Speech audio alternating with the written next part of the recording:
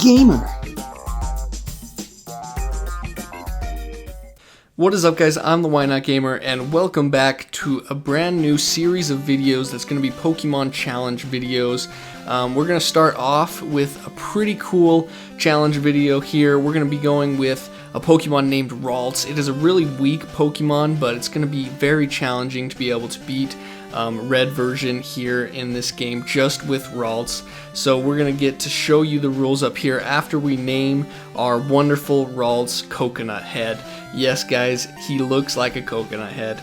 And these are going to be the rules. We get no healing items in battle. We can only use Ralts in battle. We can't have held items except for an Everstone, because that would get annoying if we didn't have one. And then we can have second Pokemon for HMs only. And that's it. So before we start, make sure you hit that like button and subscribe, and let me know in the comments below if you think we'll win. Now let's look at his stats here. We only got pretty good special attack, pretty decent speed. Everything else is really weak on him. He's really flimsy, can't take a hit. First battle, we were going into it looking pretty good. I was thinking, yeah, maybe we can take him out, and then I saw Growl. And guys, that just broke my heart. I knew right then there was no way we were winning this battle. And I knew that hopefully he learned a move very soon, and he does. He actually learns Confusion at level 6. So sadly for us, we did have to go the hard way to learn our first move, which is Confusion. And you'll see it here, we had to actually use Growl until we ran out of moves so that we could struggle, and we decided to use it against Metapods because Metapods can't attack us back, so it was kind of the best of both worlds, and we had to do it until we were able to grow it to level 6 and get Confusion. Here we could start grinding, level up. There's our stats at level 10, right before we're going to take on our rival to get a rematch. He's level 9 right here, so we thought level 10, yeah, you know what, we probably can take him out. Looking at this Pidgey's actually going to cause us a lot of trouble in the game. The Pidgey's really fast, he always hits, he has some good moves including Aerial Ace, which won't bode well for us in the future, but we were able to take him out here with just 4 HP left over. And then, guys, we're going to go straight to Brock, the Rock-type gym leader. And, guys, we were only level 13 here, so we only grew 3 levels after a Rivals battle, but we were able to take out the Geodude in 2 Confusions, which was good. The Onix came out and just used Bind, so we got actually really lucky there. He didn't use Rock Tomb, he didn't use anything, guys. Like, this thing could have taken us out probably in one hit with a Rock move, but we got so lucky the AI did not attack us, even with the Geodude. It just used Defense Curl, so we got away with the Rock badge. Very easy there, guys. And now we're skipping all the way to our next rival battle, and he is now level 17. This Pidgeotto is just taking us out. He hits us with those sand attacks, and then we get blinded, and we get finished off by the quick attack from the Rattata. And here we knew, oh goodness, we're in trouble. We leveled up to 23. We were able to take out the Pidgeotto without getting hit, but the Rattata's still taking us down with those quick attacks. It's causing us to really have a lot of trouble, and then the Charmander comes in to finish us off.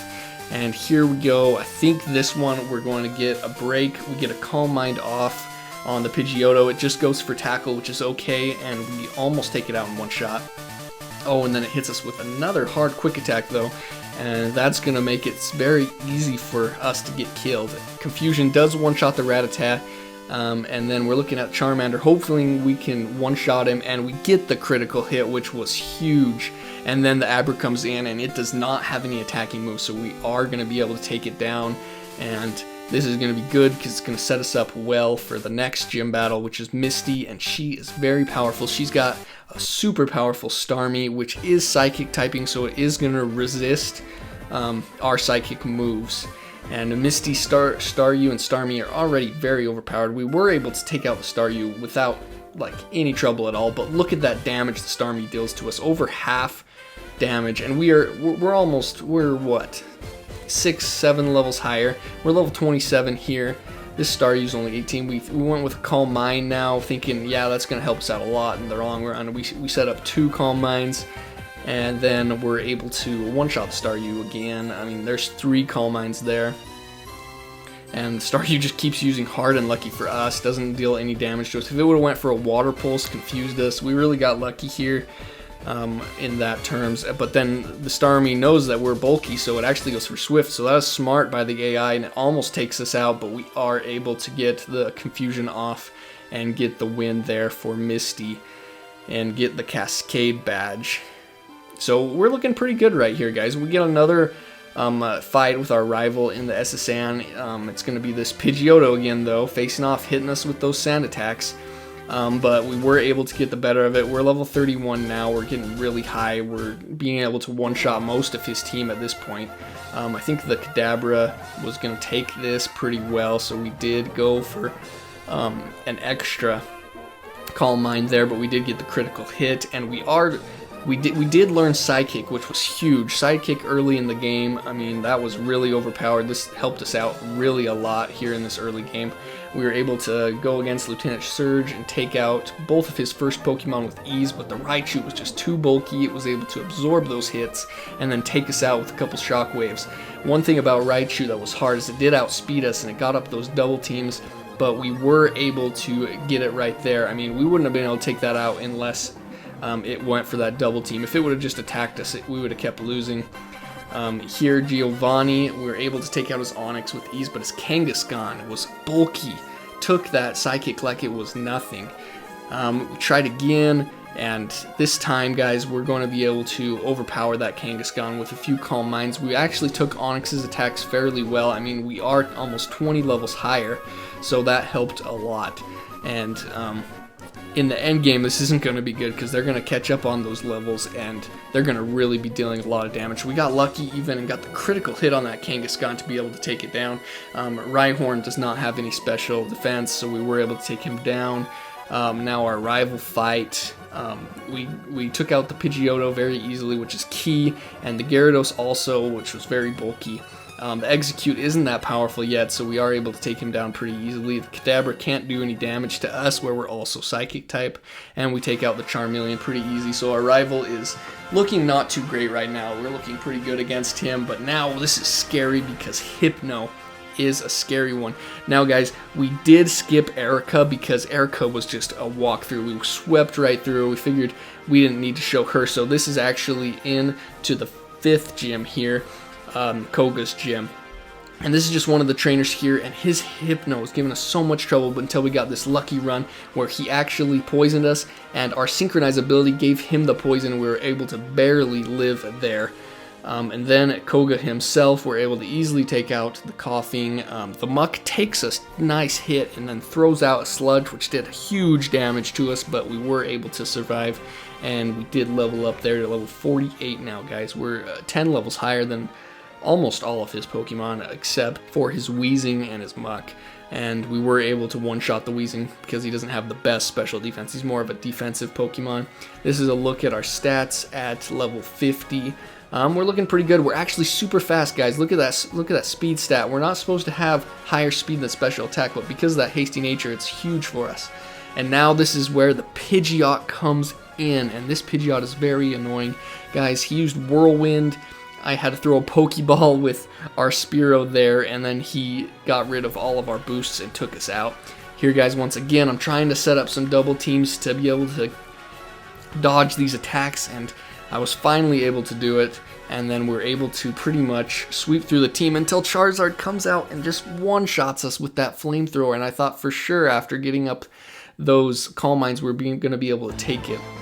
After a few more runs, we finally got this run here, which was amazing. We ended up on 6 HP after that Pidgeot, and then we were able to take out the rest of the Pokemon with ease, which was awesome. Now Alakazam, luckily that Alakazam used Future Sight, so we were able to take him out before that lands. We're now level 54. I mean, we are just sweeping through Giovanni's team, except that Nidoqueen did take that very well. And this Kangaskhan has been always a trouble for us because it's so tanky. Well, we are able to take it out. Luckily, it didn't use a very powerful move. And then we are able to easily take out the rest of Giovanni's Pokemon. Okay, now we were scared about Sabrina because Sabrina does have Psychic Pokemon, and they do resist all of our moves. So we were hoping if we can just set up on this first Kadabra that we'd be able to chip them away slowly and slowly with our Psychics. And that's what we did right there with that Kadabra. Venomoth goes down easy because it's a poison type, and we got that advantage on him. And then Mr. Mime is also going to go down after putting up a barrier, which is okay. Alakazam we were scared of also. It threw up a Calm Mind here, and we just kept going for sidekicks. There's not much else we could do. We should have been able to call that and that Hyper Potion and get off another Calm Mind, but we did not think of that. But I think we're still able to pull it off here after getting another Calm Mind up. We barely survive, and then we're able to get off a few big hits here at the end to finish off the Alakazam. Oh no, this time we lose. The Alakazam does pull it off on us. We just weren't powerful enough to get that kill. So once again, we're just setting up on that Kadabra, trying to get enough special attack to be able to take him down. But this time the Kadabra hits us really hard right at the start, gets a critical hit. And that setting up future sights, which I was scared of as well. You never know when they're going to come in and take you out. And he did set that one up. And luckily he keeps using it so we don't go down so fast. But the future sight does come in and knock us down to 11 HP. We're looking here pretty good because we got a lot of boosts. We're just hoping that we can take out this Alakazam, and we do. We get the Alakazam in one shot and beat Sabrina for our 6th gym badge. Level 60, we already got over 100 speed, which is awesome. Our special attack is actually slacking, it's only 74, and our defenses are very little. And we're up against Blaine already, guys. We're level 60 and ready to go. We set up some double teams, and we're getting so lucky here as the Growlithe misses all 5 Fire Blasts in a row, and we're just setting up Calm Minds like crazy here. And then we get the Sidekick and easily one-shot it there. Even got a critical hit, which we didn't need. The Arcanine comes in, the scariest Pokemon of them all, and we get another critical hit, which we didn't need once again, but one-shotted every single Pokemon here. It just clean sweep. We didn't even need a burn heal, guys. We swept through Blaine like he was nothing, and now Giovanni once again with his arsenal of ground-type Pokemon. We are going to just Calm Mind a few times and then start blasting. We got lucky and they didn't attack us there early on. And then we're just going to walk through the rest of his team, who does not have any special defense. I think we are going to get a critical hit on Nidoqueen right there, which was huge. Nidoqueen had probably the best special defense of any of his Pokemon. And so we take down Nidoqueen and Nidoking, and then Rhyhorn is an easy one-hit KO. And guys, we're already at the next rival battle right before we enter Victory Road, and Pidgeot once again is giving us a lot of trouble. We did happen to get quite a few double teams off, but then he just starts hitting wing attacks like crazy. He survives that on like 1 HP, which wasn't too good, but we are able to survive and take down some of his next few Pokemon with ease. Gyarados comes out, which is always scary because he has high special defense as well. He lives it, but he does get hurt in confusion, which is awesome for us. But then the Charizard outspeeds and takes us out with Slash. We start up again, and this Pidgeot just took us out too easily.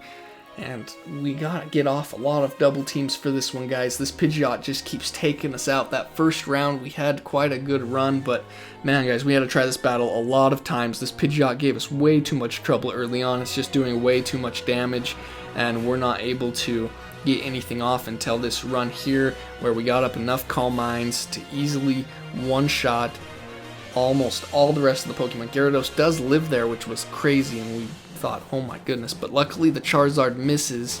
He does live the Psychic, but then he misses again, and we were able to get that off. Alakazam was scary again because he's so bulky, but we are able to get it off after a few more misses. Luckily, those double teams really came in clutch here, and now this is the only guy in the whole Victory Road that gave us trouble. He kept paralyzing us, so we kept getting paralyzed, and then he'd slowly just egg bomb us to death, and it was so annoying. And then the Arcanine would come out and usually take us out, but we did get this lucky run where we were able to sweep him. Man, guys, this took like over 20 battles just to beat this one guy, and it was so annoying running back through every single time.